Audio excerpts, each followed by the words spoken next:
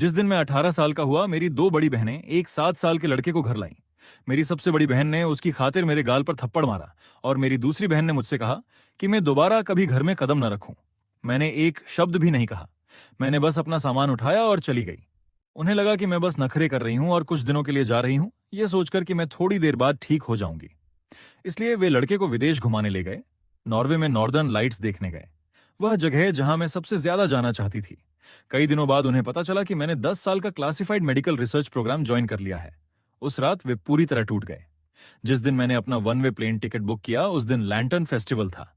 मेरे मेंटर मुझे research institute से बाहर ले गए, प्यार से याद दिलाते हुए कि मैं 7 दिनों में निकल जाऊंगी, और कहा कि जिसे मैं जाने नहीं दे सकती उसे ठीक से अलविदा कहूं। मैं बहुत देर तक सड़क के कोने पर खड़ी रही। आखिर में मैंने अपना फोन निकाला और अपने दूसरी बहन रेचल को कॉल किया। आखिर हम 20 साल से ज्यादा समय से भाई बहन थे। हमारे बीच कितनी भी बुरी बातें क्यों ना हो गई हों, हमें कम से कम एक आखिरी बार साथ में खाना तो खाना चाहिए। लेकिन उसकी तरफ से कॉल कई बार कट गई और आखिर में फोन पूरी तरह से बंद हो गया। अपनी इज्जत को निगलते हुए मैंने अपनी सबसे बड़ी बहन विक्टोरिया को डायल किया। लाइन पर लंबे और तकलीफदेह इंतजार के बाद उसने आखिरकार जवाब दिया, मानो मुझ पर कोई एहसान कर रही हो। इस डर से कि कहीं उसका सब्र न टूट जाए, मैंने अपने आप तेजी से बात की। आज लैंटर्न फेस्टिवल है, क्या तुम घर आ सकते हो ताकि हम साथ में डिनर कर सकें? ये याद करते हुए कि नैनी छुट्टियों में घर जाने के लिए छुट्टी ले चुकी है, मैंने सावधानी से एक और लाइन जोड़ी। मैं मीठे चावल के गोले बनाऊंगी, मैं स्ट्रॉबेरी फीलिंग बनाऊंगी, लियो को यह पसंद है। लियो वह छोटा लड़का था जिसे मेरी दो बहनों ने गोद लिया था। दूसरी तरफ से उसका लहजा ठंडा और बेसब्र था। लियो, तुम्हारी वजह से अभी तक हॉस्पिटल से डिस्चार्ज भी नहीं हुआ है। त्योहार मनाने की बात करने की हिम्मत कहां से आती है? मैंने ऐसा दिखाया जैसे उसकी आवाज में नफरत न सुनाई दे। तो क्या मैं उन्हें बनाकर हॉस्पिटल ले जा सकती हूं ताकि हम साथ में खा सकें? मैंने पहले कभी इतना नीचे नहीं गिराया था। जब से लियो आया है, मैं सालों से विक्टोरिया और रेचल से बहस कर रही हूं। हमारी सबसे बुरी लड़ाइयों में भी मैं कभी पीछे हटने को तैयार नहीं हुई। लेकिन इस बार यह एक विदाई थी। किसी को नहीं पता था कि हम फिर कभी एक दूसरे को देखेंगे या नहीं। उसने मुझे जवाब देना बंद कर दिया। काफी देर की चुप्पी के बाद लियो की बचकानी धीमी आवाज ने बात खत्म की। बड़े भाई के स्ट्रॉबेरी राइस बॉल्स बहुत स्वादिष्ट होते हैं। मैंने तुरंत जवाब दिया, तो मैं उन्हें बनाकर अभी ले आऊंगी। इस डर से कि वह फिर से मना कर देगी, मैंने जल्दी से फोन रख दिया। कॉल खत्म करने के बाद तेज हवा से मेरी आंखों में जलन होने लगी। मैंने घर जाते समय सामान खरीदा, खाना बनाने में जल्दी की, फिर उसे डिब्बों में पैक करके हॉस्पिटल भागी। हॉस्पिटल के कमरे में सिर्फ एक छोटी सी डाइनिंग टेबल थी। अगर 3 लोग एक साथ बैठ भी जाएं तो मुश्किल से ही काफी थी। विक्टोरिया ने मेरी तरफ देखा।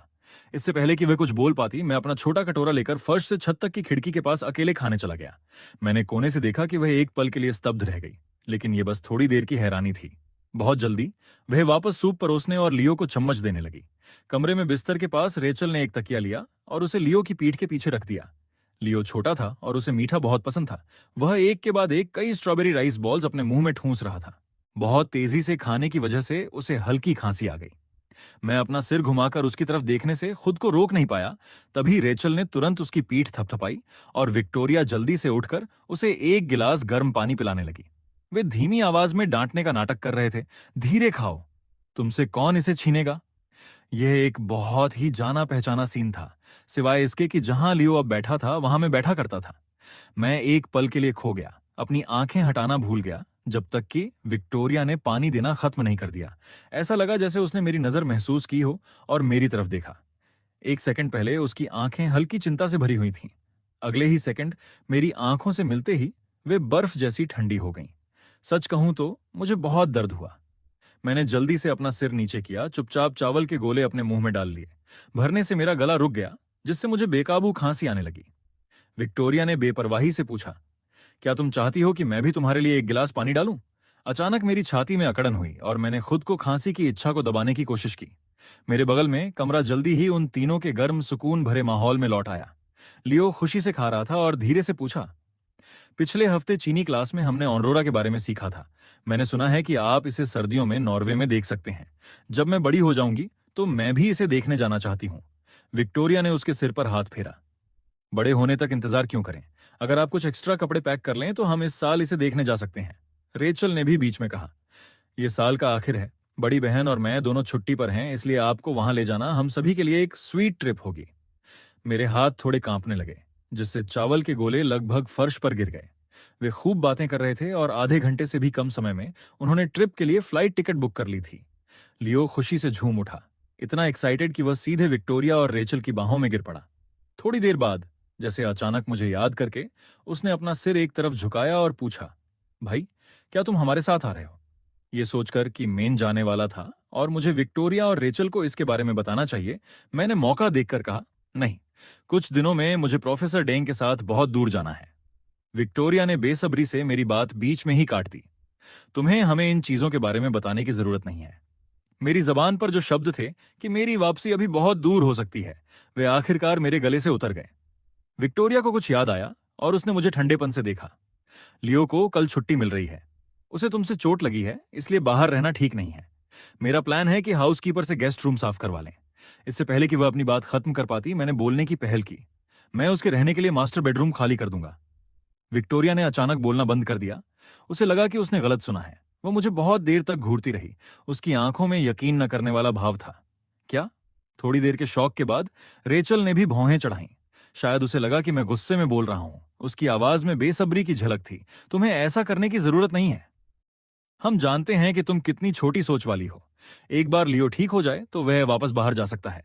मैंने उन्हें सीरियसली देखा। उसे अंदर आने दो। वह छोटा है और उसे देखभाल के लिए लोगों की जरूरत है। वैसे भी तुम दोनों के लिए इधर उधर भागना एक झंझट है। इसके अलावा मैं पिछले कुछ सालों से घर पर ज्यादा नहीं रहा हूं। मास्टर बेडरूम उसे ज्यादा सूट करता है। एक जोरदार धमाके के साथ विक्टोरिया ने अपने हाथ में पकड़ा हुआ खाने का डिब्बा कॉफी टेबल पर फेंक दिया। अचानक हुई आवाज से मेरी आवाज धीमी हो गई। उसका चेहरा गंभीर था। शायद वह अभी भी सोच रही थी कि मैं बस नाटक कर रहा हूं। पेट भर जाने के बाद लियो ने जम्हाई ली और चाहा कि विक्टोरिया उसे सोने से पहले कहानी सुनाए। रेचल ने टेबल साफ की। विक्टोरिया ने लियो को हॉस्पिटल के बेड पर वापस लेटने में मदद की, एक कहानी की किताब ली और पिछले कुछ सालों में अनगिनत बार की तरह उसे पढ़कर सुनाने के लिए बेड के पास बैठ गई। मैं एक बार फिर अजीब, फालतू बाहरी इंसान बन गया। मैं खड़ा हुआ और कुर्सी से अपना बैग उठाया। जब मैंने बात की तो मेरे गले में थोड़ा दर्द हुआ। मैं जा रहा हूं। किसी ने जवाब नहीं दिया। रेचल ने शांति से डाइनिंग टेबल पहुंची, जबकि विक्टोरिया धीमी, कोमल आवाज में कहानी की किताब पढ़ रही थी। मैं हॉस्पिटल के कमरे के दरवाजे की तरफ चला, विक्टोरिया के पास से गुजरा। उसकी आंखें किताब पर टिकी थीं। उसका सिर नीचे होने की वजह से मैं उसका चेहरा नहीं देख पा रहा था, न ही उसके हाव भाव। जैसे ही मैं हॉस्पिटल के कमरे के दरवाजे से बाहर निकला, आखिरी चीज जो मैंने सुनी वह थी उसके जोर से पढ़ने की आवाज। और इस तरह राजकुमार को उसके घर से निकाल दिया गया। मुझे अचानक याद आया कि कैसे सालों पहले हमारे माता पिता को बेरहमी से मार दिया गया था। एक भयंकर आग में जलकर मर गए थे। विक्टोरिया ने खून से सनी आंखों से मुझे कसकर पकड़ रखा था और ठीक उसी प्यारी आवाज में, अपनी कांपती हुई आवाज में मुझे आराम से बताया कि बड़ी बहन और दूसरी बहन अभी भी यहीं हैं और जब तक उसकी बहनें रहेंगी, ईंधन के पास हमेशा एक घर रहेगा। झूठे। मेरी नाक अचानक बहुत जलने लगी।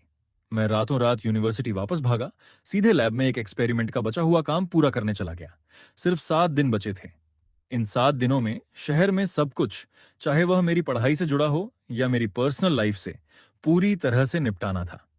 लगभग पूरी रात काम करने के बाद अगली सुबह मैंने थोड़ी देर की झपकी ली और घर लौट आया। लियो के लिए मास्टर बेडरूम खाली करना था। जब नैनी गेस्ट रूम में मेरा सामान पैक करने में मदद कर रही थी तो उसने गुस्से में मेरी तरफ से शिकायत की। घर का मालिक गेस्ट रूम में कैसे रह सकता है जबकि कोई बाहरी आदमी मास्टर बेडरूम में रहता है? मैंने अपनी किताबें और कपड़े सूटकेस में पैक किए और धीरे से जवाब दिया, कोई बात नहीं, मैं वैसे भी यहां ज्यादा दिन नहीं रुकूंगा। अचानक मेरे पीछे से एक गहरी शक भरी आवाज आई, तुम कहां जाने का प्लान बना रहे हो? मैंने मुड़कर देखा तो विक्टोरिया मेरे पीछे खड़ी थी। हालांकि मैंने ध्यान नहीं दिया था कि वह कब आई थी। उसका चेहरा ठंडा था। उसकी नजरें मेरे नए पैक किए गए सूटकेस पर पड़ रही थीं। रेचल बेडरूम के दरवाजे के फ्रेम से टिकी हुई थी और उसके चेहरे पर भी वही ठंडा एक्सप्रेशन था जिससे वह मुझे देख रही थी। लियो, जो उनके पीछे अंदर आया था, चुपके से मेरे सूटकेस को घूर रहा था। आखिर वह अभी छोटा था। उसकी आंखों में जो हल्की सी उम्मीद थी, उसे छिपाना उसके लिए नामुमकिन था। एक पल के लिए मैं उन्हें सच बताना चाहता था, लेकिन फिर मुझे विक्टोरिया के बेसब्र शब्द याद आ गए, आपको हमें इन चीजों के बारे में बताने की जरूरत नहीं है। अचानक मेरी कुछ भी कहने की हिम्मत खत्म हो गई। इस तरह जिस दिन मैं असल में वहां से गया, मैं कम से कम खुद को यह दिलासा दे सकता था कि उन्हें पता नहीं था, न कि उन्हें कोई परवाह थी। मैंने अपने हाथ अपनी जैकेट की जेब में डाल लिए, अपनी उंगलियों को तब तक भींचा जब तक उनमें दर्द नहीं होने लगा। बेपरवाही दिखाते हुए मैंने कहा, मैं बस अपना सामान दूसरे कमरे में रख रहा हूं। हम मास्टर बेडरूम लियो को देने के लिए मान गए। विक्टोरिया का एक्सप्रेशन थोड़ा नरम हुआ, लेकिन जल्द ही उसकी आवाज फिर से भारी हो गई। लियो इस कमरे में नहीं रहेगा। कुछ ही दिन हुए हैं जब तुमने उसे सीढ़ियों से नीचे धकेला था। क्या तुम्हें सच में लगता है कि हम उसे तुम्हारी छत के नीचे रहने देने में सेफ महसूस करेंगे? मैंने तुरंत जवाब दिया। तो मैं स्कूल के डॉर्म में चला जाऊंगा। विक्टोरिया का चेहरा, जो अभी अभी थोड़ा नरम हुआ था, पूरी तरह से काला पड़ गया। मेरा सच में उससे बात करने का कोई इरादा नहीं था। मैं बस जाने से पहले उनके लिए चीजें मुश्किल नहीं बनाना चाहता था। लियो ने मासूमियत का नाटक किया। ये है तुम्हारा कमरा, ईथन। मुझे यहां नहीं रहना चाहिए, मैंने धीरे से कहा। चिंता मत करो, एक बार मैं यहां से चला गया तो वापस नहीं आऊंगा।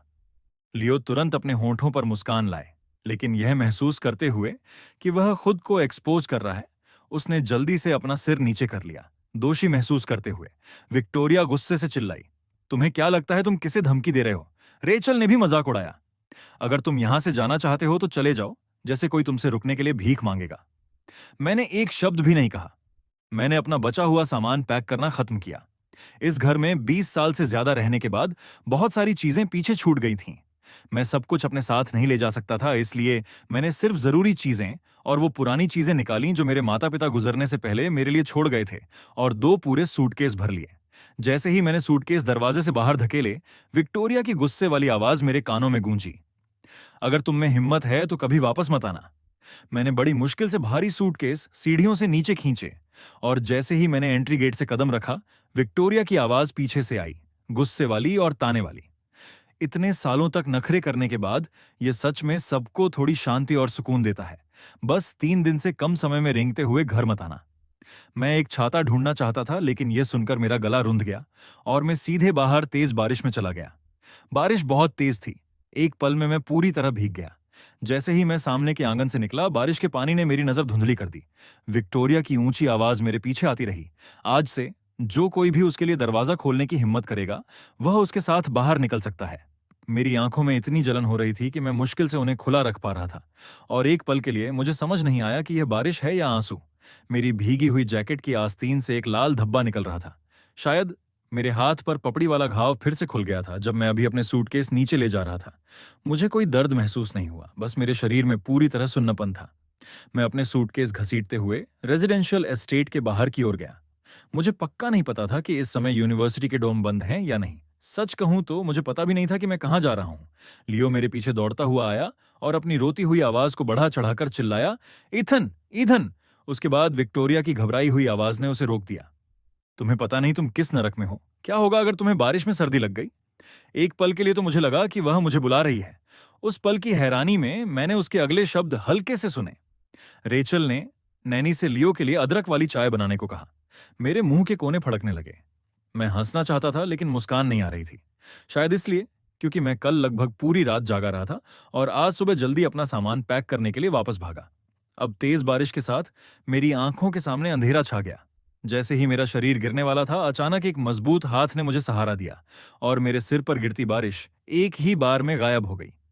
मैंने बड़ी कोशिश से अपनी आंखें उठाईं और काफी देर बाद आखिरकार मुझे पता चला कि यह मेरे डिपार्टमेंट की एक सीनियर स्टूडेंट मेगुमी थी।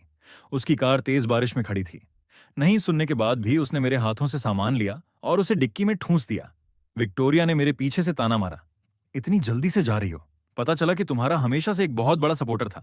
वह जानबूझकर मेरे पीछे पीछे आई थी, बस मेरी बुरी हालत का मजाक उड़ाने के लिए। मेगुमी ने देखा कि मेन कितनी बुरी हालत में थी। मेरे लिए बोलते हुए उसकी आवाज गुस्से से भर गई। तुम अब उन जैसी बहनों को क्यों मानती हो? मैं वैसे भी कुछ दिनों में जा रहा हूं। मैंने घबराकर उसे बीच में टोका, मेगुमी।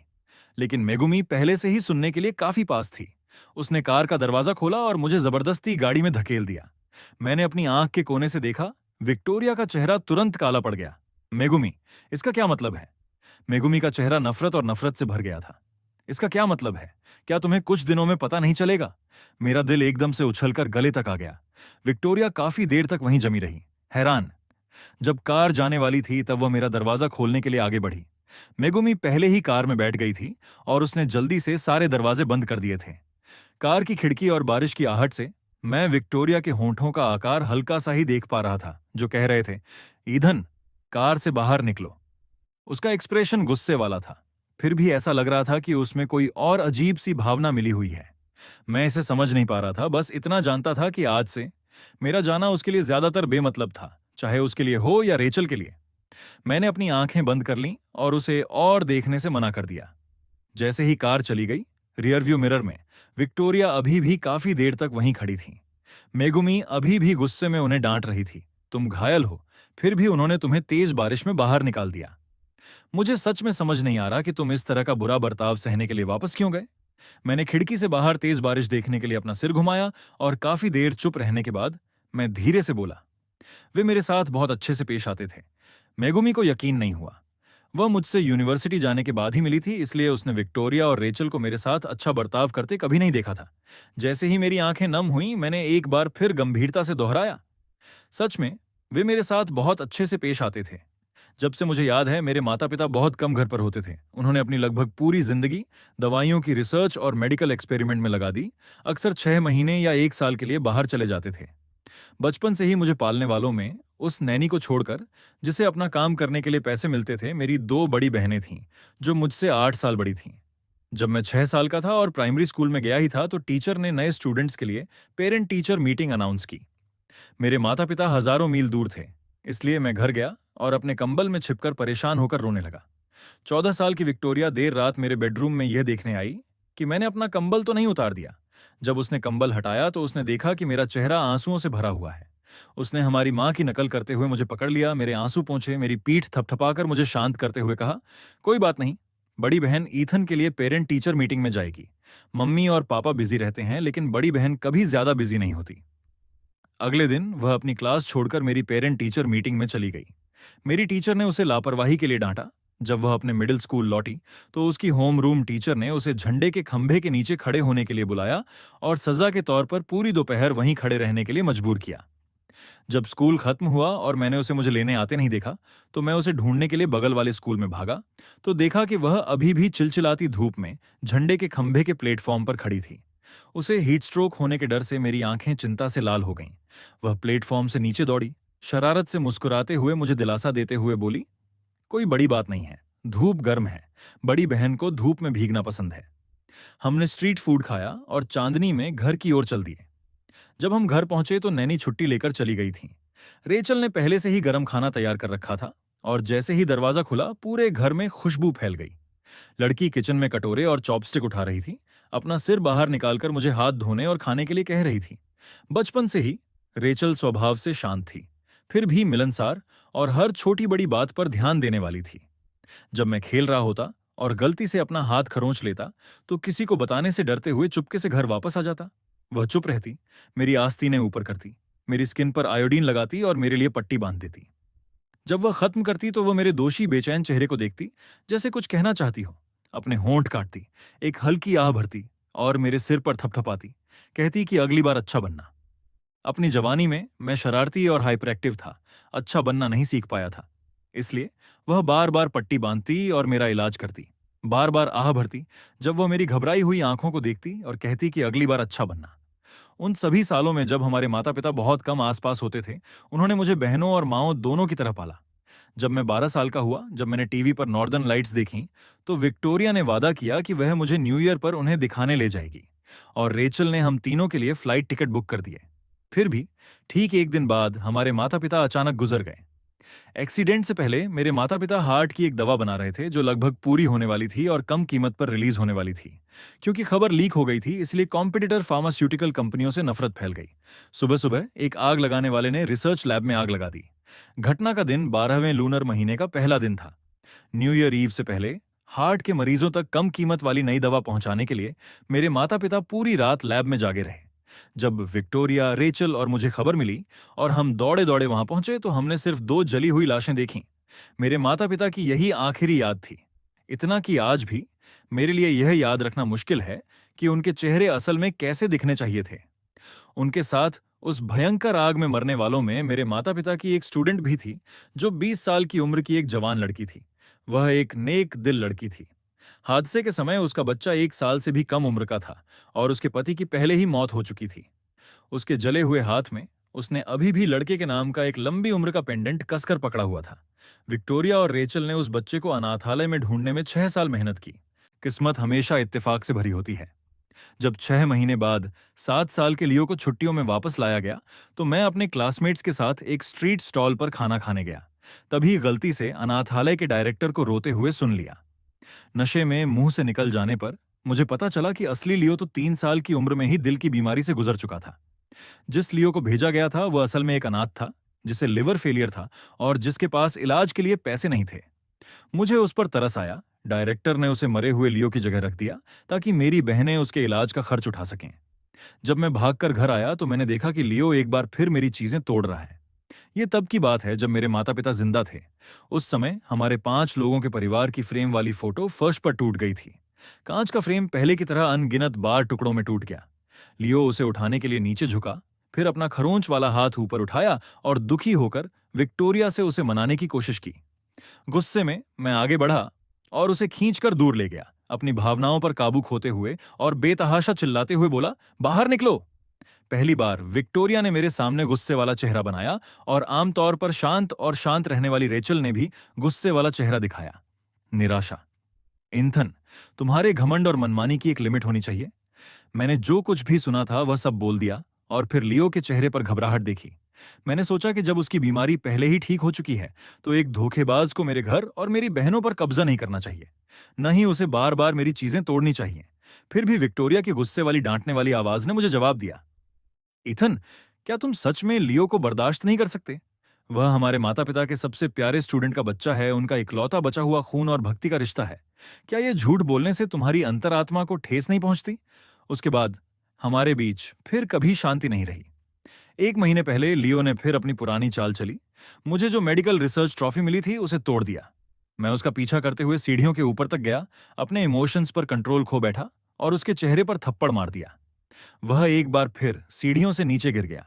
मैंने उसे पकड़ने की कोशिश की और उसके साथ ही सीढ़ियों से नीचे गिर गया। गिरने से मेरे हाथ में चोट लग गई और जैसे ही मैं एक भी शब्द कहे बिना वापस ऊपर चढ़ने की कोशिश कर रहा था, विक्टोरिया ने पहली बार मेरे चेहरे पर थप्पड़ मारा। हमेशा शांत रहने वाली रेचल गुस्से में चिल्लाई, ईधन, अगर तुम ऐसे नहीं जी सकते तो यहां से चले जाओ। वे लियो को हॉस्पिटल ले गए और मुझे वैसे ही घायल हालत में वहीं छोड़ दिया। वे नॉर्दर्न लाइट्स दिखाने का वादा कर रहे थे। अब पलक झपकते ही 10 साल बीत चुके थे और ये लियो को ले जाने जैसा हो गया था। मैंने खुद को अपनी यादों से बाहर निकाला। मेरे बगल में गाड़ी चला रही मेगुमी ने मुझे एक टिश्यू दिया। मैं एक पल के लिए स्तब्ध रह गई। बाद में मुझे एहसास हुआ कि मेरी आंखें पहले से ही गीली थीं। जिस पल मैंने अपने गुरु का ऑफर स्वीकार किया और 10 में शामिल हुई। साल के क्लासिफाइड रिसर्च प्रोग्राम के बाद मुझे लगा कि मैंने इसे पहले ही छोड़ दिया है। अब जाकर मुझे एहसास हुआ कि उन पुरानी यादों को याद करने से मेरी आंखों में आंसू आ जाएंगे। कोई बात नहीं, कोई बात नहीं। लोगों को हमेशा भूलने और आगे बढ़ने के लिए थोड़ा और समय चाहिए होता है। मैं स्कूल वापस आ गया, हॉस्टल में रहने लगा और अपनी लगभग पूरी हो चुकी थीसिस लिखने में बिजी रहा। अगले दिन जब मैं और मेगुमी लाइब्रेरी गए तो विक्टोरिया और रेचल फिर से मिले। वे लियो को साथ लाए थे, शायद इसलिए क्योंकि लियो को अचानक मजे के लिए यूनिवर्सिटी लाइब्रेरी देखने का मन हुआ। विक्टोरिया अब एक रिसर्च मेंटर थी, सिर्फ 30 साल की उम्र में एसोसिएट प्रोफेसर बन चुकी थी, इसलिए उसका लाइब्रेरी में होना कोई अजीब बात नहीं थी। मैंने उन्हें न देखने का नाटक किया, एक सीट ढूंढी, अपना लैपटॉप खोला और अपनी थीसिस लिखना जारी रखा। फिर भी लियो उन्हें खींचकर मेरे पास थोड़ी दूर एक जगह पर बैठा लेता था। कभी कभी लड़के के फुसफुसाने और खिलखिलाने की आवाज मेरे कानों तक आती थी। विक्टोरिया को थोड़ा अजीब लगा, हालांकि उसने उसे कुछ बार रोकने की कोशिश की, लेकिन वह बिना रुके बातें करता रहा। रेचल ने धीरे से उसे अच्छा बनने की याद दिलाई। मेरे दिमाग में अचानक याद आया कि जब हम छोटे थे तो रेचल कैसे आहें भरती थी, मुझसे कहती थी, अगली बार अच्छा बनना। मैंने बाकी का काम पूरा किया। मैंने अपनी थीसिस पढ़ी और सेव पर क्लिक किया। मुझे थोड़ा घुटन महसूस हो रही थी। मैं उठा, पानी पीने के लिए बाहर गया और अपना दिमाग साफ किया। जब मैं वापस अंदर गया तो मेरा लैपटॉप पहले से ही लियो के हाथ में था। विक्टोरिया और रेचल शेल्फ से किताबें लेने के लिए उठ गईं और लियो मेरा लैपटॉप अकेले पकड़े हुए था, जो कुशलता से माउस को हिला और क्लिक कर रहा था। मेरे दिल में खतरे की घंटी बज उठी। मैं आगे बढ़ा और उसके हाथों से लैपटॉप वापस छीन लिया। वह तुरंत ही बहुत ज्यादा गुस्से में फर्श पर गिर पड़ा, अपना माथा कुर्सी से टकराया और जोर से चीखने और रोने लगा। लाइब्रेरी में पढ़ रहे सभी स्टूडेंट्स ने हमारी तरफ देखा। कांपते हाथों से मैंने रिसाइकल बिन से अपनी थीसिस निकालने की कोशिश की। जब मैंने उसे खोला तो पूरा डॉक्यूमेंट भरने वाला टेक्स्ट और चार्ट जिसे पूरा करने में मुझे लगभग आधा साल लगा था, सब गायब थे। एक भी नहीं बचा था। बस एक स्माइली चेहरा बचा था जिस पर सिंबल बने थे, और वह मुझे देखकर दांत निकालकर बुरी तरह मुस्कुरा रहा था। मेरा सिर घूमने लगा। और फिर विक्टोरिया आई, शोर सुनकर दौड़ कर आई और सही गलत पूछे बिना जवाब मांगने लगी। ईंधन, तुमने लियो को धक्का क्यों दिया? रेचल ने लियो को उठाया। उसका चेहरा गुस्से से लाल था। आसपास और भी लोग जमा हो गए। मेगुमी, जो शेल्फ से किताबें उठा रही थी, आवाज सुनकर बेचैनी से दौड़कर आई। उसने मेरे लैपटॉप स्क्रीन को देखा, फिर मेरे चेहरे के एक्सप्रेशन को देखा और जल्दी से समझ गई कि क्या हुआ है। ईथन की थीसिस डिलीट हो गई थी। विक्टोरिया के चेहरे का सारा गुस्सा तुरंत गायब हो गया। वह पास आई और मेरे लैपटॉप स्क्रीन को देखा। कुछ देर बाद उसने भौहें चढ़ाईं। यह नामुमकिन है, लियो ऐसा नहीं करेगा। उसकी बात सुने बिना मैंने शांति से अपना सिर मेघुमी की तरफ घुमाया। कितना अजीब है। मुझे कंट्रोल से बाहर होकर बहुत गुस्सा होना चाहिए था। मुझे कंट्रोल खो देना चाहिए था और लियो को गाली दे देनी चाहिए थी, या फिर मारपीट भी करनी चाहिए थी, जैसा कि पहले अनगिनत बार हुआ है। और विक्टोरिया और रेचल के लियो के प्रति तरफदारी और नरमी के सामने मैं कंट्रोल खो बैठा और उनसे जबरदस्त लड़ाई कर ली। लेकिन इस समय मैं बस जाना चाहता था। मैंने उनसे 4 साल तक, उन 4 सालों में अनगिनत बार बहस की थी और हर बार नतीजा बिल्कुल वही निकला। अब मैं और लड़ना नहीं चाहता था। इसके अलावा मेरे पास वैसे भी जाने से पहले कुछ ही दिन बचे थे। अपना लैपटॉप लेकर मैं लाइब्रेरी से बाहर निकला। विक्टोरिया मेरे पीछे भागी। मैंने उसकी आवाज सुनी, हमेशा की तरह ठंडी, फिर भी उसमें थोड़ी बेचैनी थी। मैं इस थीसिस के लिए जिम्मेदार हूं। मैं तुम्हें एक और हफ्ता देता हूं, मैंने धीरे से जवाब दिया। कोई जरूरत नहीं, मेरे पास एक हफ्ता भी नहीं बचा है। मैं हॉलवे के आखिर की तरफ चला गया। मुझे नहीं पता था कि विक्टोरिया को अचानक क्या हो गया। कोई जो सालों से मुझसे एक शब्द भी नहीं कहना चाहता था, अचानक मेरे पास आया और मेरा हाथ पकड़ लिया। एथन, तुम्हें आजकल क्या हो गया है? उसकी आवाज में थोड़ी घबराहट आ रही थी, लेकिन मैं पीछे नहीं मुड़ा, बस धीरे से उसका हाथ हटाने के लिए हाथ बढ़ाया। जैसे ही मैं लिफ्ट में चढ़ा, रेचल ऊपर आई और लिफ्ट के दरवाजे बंद कर दिए। उसने मेरे हाथ में लैपटॉप देखा। उसकी आवाज थोड़ी अजीब लग रही थी। मुझे कंप्यूटर दे दो। जब कुछ दिनों में मेरे पास समय होगा तो मैं इसे तुम्हारे लिए ठीक करने का कोई तरीका ढूंढ लूंगी। उसने कंप्यूटर साइंस में मेजर किया था और अब एक टेक कंपनी चलाती थी। ऐसा लगा जैसे मेरे दिल को किसी चीज ने धीरे से छेड़ दिया हो। पिछले कुछ सालों में जब से लियो आया है, जिसने भी मुझसे असल में बहस की, गुस्से में आया और मुझ पर इल्जाम लगाया, वह ज्यादातर विक्टोरिया ही थी। रेचल शांत थी और हमेशा से ही उसका नेचर अच्छा था। मेरे साथ उसकी असल में बहुत कम लड़ाइयां हुई थीं। मैं लिफ्ट में चुप रहा, उससे आंखें मिलाता रहा, जब तक कि वह फिर से नहीं बोली। लियो अभी छोटा है। भले ही उसने सच में इसे डिलीट कर दिया हो, उसने जानबूझकर नहीं किया था। तो उसे बस इस बात का डर था कि मैं लियो से नाराज हो जाऊंगी और गुस्से में उसे फिर से सीढ़ियों से नीचे धकेल दूंगी। और यहां मुझे लगा कि एक बार के लिए वह मेरा साथ देने को तैयार है। मेरे मुंह के कोने फड़कने लगे, अपनी नादानी पर मजाक उड़ाते हुए, और मैंने दरवाजा बंद करने का बटन दबाने के लिए हाथ बढ़ाया। वह दिल, जो पहले हमेशा जाने को तैयार नहीं था, अब आखिरकार शांत हो रहा था। धीरे धीरे पानी के एक रुके हुए तालाब में बदल रहा था, जिसमें अब कोई हलचल नहीं थी। ऐसा लग रहा था कि मुझे अब दुख भी नहीं हो रहा था। जैसे ही लिफ्ट के दरवाजे बंद हुए, मैंने धीरे से बात की। सब ठीक है, कोई जरूरत नहीं। रेचल ने जल्दी से अपना हाथ बढ़ाया। शायद वह अभी भी बंद हो रहे दरवाजों को रोकना चाहती थी, लेकिन आखिर बहुत देर हो चुकी थी। आखिरी नजर में मुझे उसकी आंखों में घबराहट और बेबसी दिखी। एक पल की तस्वीर, और फिर लिफ्ट पूरी तरह से बंद हो गई। वैसे भी ये शायद सिर्फ मेरी कल्पना थी। अगले दिन स्कूल में अपना काम खत्म करने के बाद मैंने अपने सामान की आखिरी बार जांच की। दोपहर में मैंने कुछ रूममेट्स को विदाई के तौर पर खाना खिलाया। रेस्टोरेंट से बाहर निकलते समय रेचल ने अचानक मुझे कॉल किया। मैंने आंसर दबाया, फिर भी उसने बहुत देर तक बात नहीं की। मुझे लगा कि उसने गलती से अपनी जेब से डायल कर दिया है, और जैसे ही मैं फोन रखने वाला था, उसने आखिरकार बात की। तुम घर कब आ रहे हो? मैं एक पल के लिए स्तब्ध रह गया। ये सोचने से खुद को रोक नहीं पाया कि क्या उसका मतलब लियो को कॉल करना था। फिर भी मैंने जवाब दिया, मैं आजकल स्कूल में बिजी था, इसलिए मैं वापस नहीं आऊंगा। हालांकि रेचल बात टालने को तैयार नहीं थी। आज रात का क्या? मुझे नहीं पता था कि उसका अचानक क्या मतलब था, लेकिन मैंने फिर भी कोई बहाना बना लिया। आज रात मेरे क्लासमेट्स के साथ प्लान है। दूसरी तरफ फिर से लंबी चुप्पी छा गई, और काफी देर बाद ही उसकी आवाज लाइन से आई। आज तुम्हारी बड़ी बहन और मेरा जन्मदिन है। मैं एक पल में चुप हो गया। पिछले सभी सालों में हर बार जब उनका जन्मदिन होता था, तो मैं लगभग अकेला ही सब कुछ प्लान करता था। केक खरीदना, जगह बुक करना और 1 महीने से भी पहले तोहफे चुनना। विक्टोरिया स्टूडेंट्स को सलाह देने में बिजी थी, जबकि रेचल की नौकरी बिजी थी और उसे स्वाभाविक रूप से हंगामे की परवाह नहीं थी। हमेशा में ही सब कुछ तैयार करती थी और उन्हें सेलिब्रेट करने के लिए खींचती थी, जिससे वे हैरान होने पर मजबूर हो जाते थे। लेकिन इस साल मैं सच में भूल गई थी। मुझे समझ नहीं आ रहा था कि क्या कहूं, और बहुत देर सोचने के बाद मैं सिर्फ माफी ही कह पाई। एक ऐसा शब्द जो बहुत दूर से और तमीज से कहा गया था। फिर भी एक लंबी खामोशी छाई रही। जब रेचल ने दोबारा बात की तो उसकी आवाज थोड़ी भारी थी। डिनर के लिए वापस आना, मैं खाना बना रही हूं। मेरा सच में जाना नहीं था, इसलिए उसने कहना जारी रखा। नैनी लियो को उसकी शाम की ट्यूशन क्लास में ले गई। गली के कोने पर ठंडी हवा मेरे चेहरे पर लग रही थी, जिससे बहुत दर्द हो रहा था। आखिर में मैं मान गई। ठीक है, इस बार यह सच में आखिरी खाना था। जब मैं घर पहुंची तो रेचल किचन में खाना बना रही थी। शाम के समय विक्टोरिया लोहे के सामने वाले गेट के पास खड़ी सिगरेट पी रही थी। बाहर बहुत ठंड थी। उसे स्ट्रीट लाइट के नीचे देखकर उसका पहले से पीला चेहरा ठंड से लगभग नीला पड़ रहा था।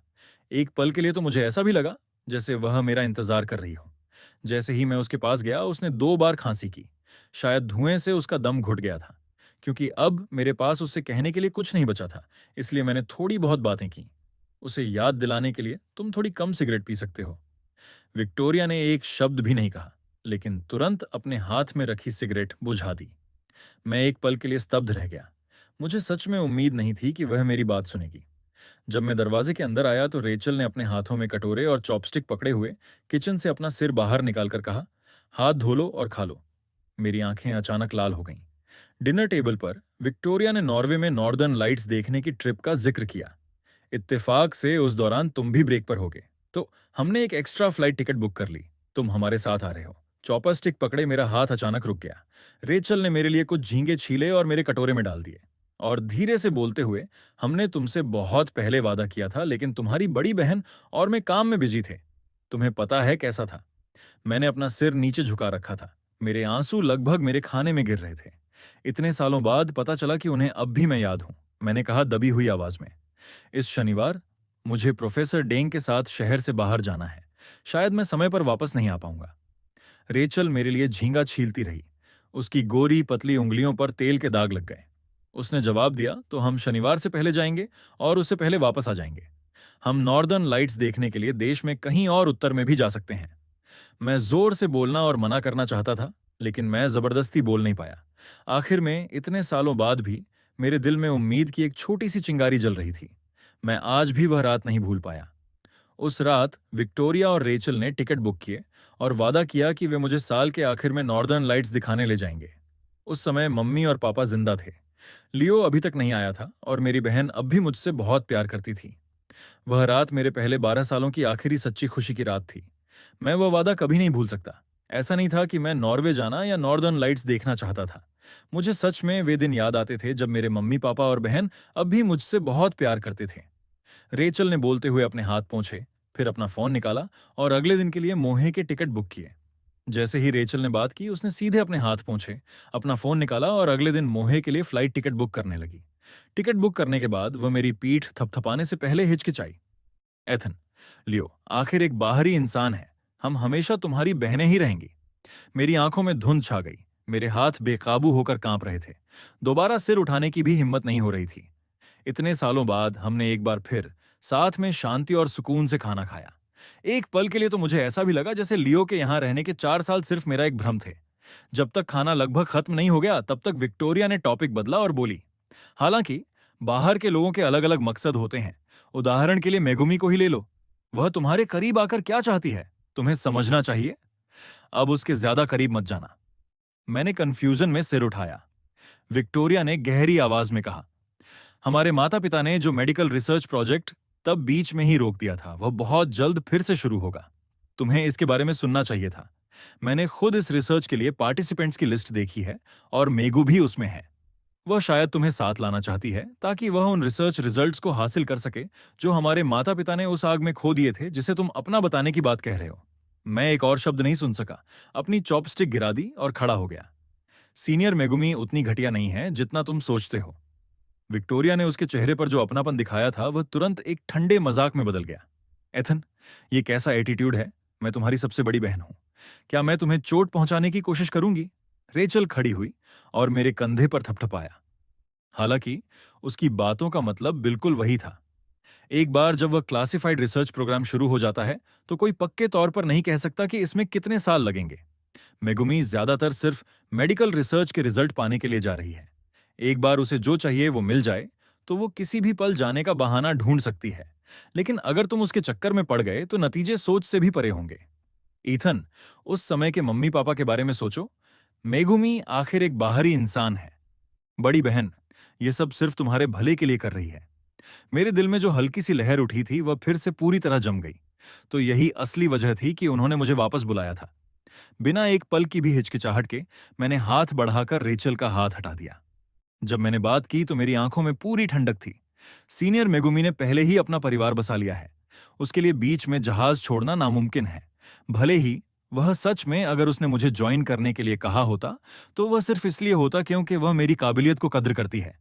इस दुनिया में किसी न किसी को हमेशा त्याग और योगदान देना नड़ता है, जैसे मम्मी पापा ने किया और हमसे बड़ों के कई सीनियर्स और पहले के लोगों ने भी किया। सोच से परे नतीजों से आपका क्या मतलब है? विक्टोरिया का चेहरा एकदम काला पड़ गया। क्या यह सब सिर्फ मेगुमी को बचाने के लिए नहीं है? एथन, तुम्हें मुझे इतनी बड़ी बड़ी बातें सुनाने की जरूरत नहीं है। मैं और नहीं सुन सका। जनना फोन उठाया और सीधे दरवाजे से बाहर चला गया। विक्टोरिया गुस्से में थी। उसने टेबल से कटोरे और चौपस्टिक फर्श पर फेंक दिए। चीनी मिट्टी के बर्तन टूटने की आवाज बहुत तेज और झनझनाहट वाली थी। मैं रुका नहीं, विला से बाहर निकला और जाने के लिए कैब पकड़ी। हैरानी की बात नहीं थी, अगली सुबह रेचल ने मुझे फोन किया। वह हिचकिचा रही थी। ऐसा लग रहा था जैसे वह खुद को रोक रही हो। लियो मोहे नहीं जाना चाहता। वह अभी भी नॉर्वे जाना चाहता है। हाल की उभी। मेरे फोन पर मेगुमी का एक टेक्स्ट मैसेज आया। मुझे पहले वहां जाना है, दोपहर में निकलना है ताकि नए रिसर्च इंस्टीट्यूट के लिए चीजें तैयार कर सकूं। जब तुम शनिवार को यहां आओगे तो मैं तुमसे मिलूंगा। मैं अपने फोन पर टेक्स्ट मैसेज देखता रहा, जबकि दूसरी तरफ से रेचल की आवाज आती रही, भोड़ी माफी मांगती हुई। प्रोफेसर डेंग के साथ तुम्हारा काम खत्म हो जाए तो बड़ी बहन और मैं तुम्हें अगले साल की शुरुआत में ले जाएंगे। मैंने धीरे से जवाब दिया, ठीक है। रेचल काफी देर तक चुप रही, फिर अचानक मुझसे पूछा, ईथन, आजकल तुम कैसे हो? कितना अजीब सवाल था। इस पिछले समय में उस दौरान वह मुझे लगभग हर दिन देखती थी। खिड़की के बाहर बर्फ गिरने लगी। शहर में साल की पहली बर्फ सामान्य से देर से आई लग रही थी। मैंने जबरदस्त कहा, बहुत अच्छा। कॉल काफी देर तक कनेक्टेड रही। फिर मैंने रेचल को पूछते हुए सुना, क्या तुम आज रात घर भारे हो? विक्टोरिया की भी कड़ी आवाज आई। हाउसकीपर वापस आ गई है। उसने डिनर के लिए स्टिकीज स्टफ्ड लॉट्स रूट बनाया था। वह 12 साल के ईथन की पसंदीदा डिश थी, लेकिन मैं अब 22 साल का हो गया था और मुझे बहुत पहले ही मिठाई पसंद नहीं थी और मैं भविष्य में भी वापस नहीं आऊंगा। दूसरी तरफ से लियो की अचानक एक आवाज आई। उसके बाद विक्टोरिया की तुरंत टेंशन वाली आवाज आई, मैंने तुमसे कहा था कि किचन में मत जाओ, मुझे देखने दो कि तुम कहां जले हो। कॉल अचानक काट दी गई। मैंने बीप की आवाज सुनी और थोड़ी देर बाद फोन स्क्रीन डार्क हो गई। सब कुछ एकदम शांत हो गया। मैं बहुत देर तक खिड़की के पास खड़ा रहा, बाहर बर्फ को उड़ते हुए देखता रहा। फिर मैंने अपना फोन निकाला और मेगुमी के टेक्स्ट का जवाब दिया, चलो साथ चलते हैं। मैंने अपना पैक्ड सूटकेस उठाया और सबसे जल्दी मिलने वाली फ्लाइट बुक कर ली। मैं यूनिवर्सिटी से निकला और एयरपोर्ट के लिए कैब ली। जैसे ही प्लेन आसमान में 10,000 मीटर ऊपर चढ़ा, शहर की हर चीज धीरे धीरे नजरों से ओझल हो गई। जिस दिन मैं सेठ द साउथ में लैंड करने के बाद कल सिर्फ एड रिसर्च इंस्टीट्यूट में एंटर करना मेरा तीसरा दिन था। रिसर्च इंस्टीट्यूट के डायरेक्टर्स आई, हमें साथ में लंच के लिए बाहर ले गए। कई राउंड ड्रिंक्स के बाद सबको थोड़ा नशा सा लग रहा था और आखिर में टेबल के चारों ओर बैठे कई लोगों की आंखें लाल हो गई थीं। डायरेक्टर साई ने हमसे अपने परिवार और दोस्तों को एक आखिरी कॉल करने को कहा, फिर गंभीरता से कहा, अगर तुम उन्हें छोड़ने से डरते हो या हिचकिचाते हो तो अभी भी पीछे हटने में देर नहीं हुई है। मेरे आसपास के लोग डायल करने के लिए अपने फोन निकालने लगे और कभी कभी दबी हुई सिकियां सुनाई देती थीं। मैं काफी देर तक चुपचाप बैठा रहा, फिर आखिरकार अपना फोन निकाला और वी चैट खोला। मोमेंट्स पर एक लाल नोटिफिकेशन डेंट दिखा।